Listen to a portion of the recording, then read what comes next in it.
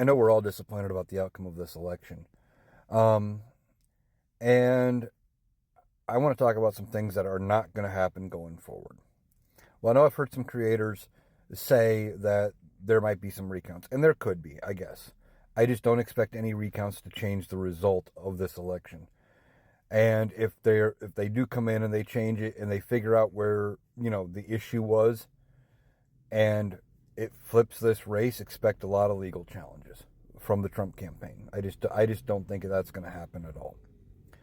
Um, Second, I've seen some creators talking about how Joe Biden should say, as part of his official duties as president, because of the immunity ruling, he can't, in good faith, to defend the Constitution, transfer power to Donald Trump, and that he is ordering Kamala Harris to not certify the election, and they're going to hold a new election.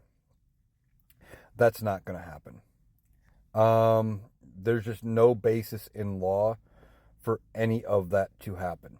It won't happen.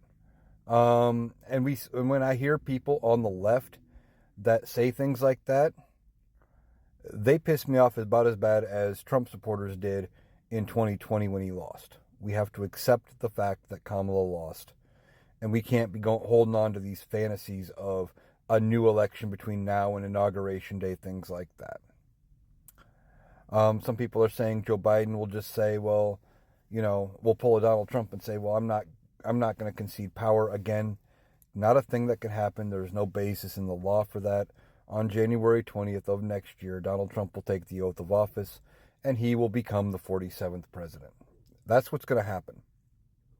We can't hold our hope on some of these things that are fantasy dreams of what could be. We have to work on what is. And what is the fact that Donald Trump will be president. There's a good chance that he will have the Senate, and he might have the House. They haven't finished calling the races in the House yet. But that being said, we have to focus on that. We can't be holding out on these fantasy dreams of what potentially could happen, especially when they're out there and there's no basis in law for them. That's the type of stuff that we made fun of Trump supporters for doing for 4 years.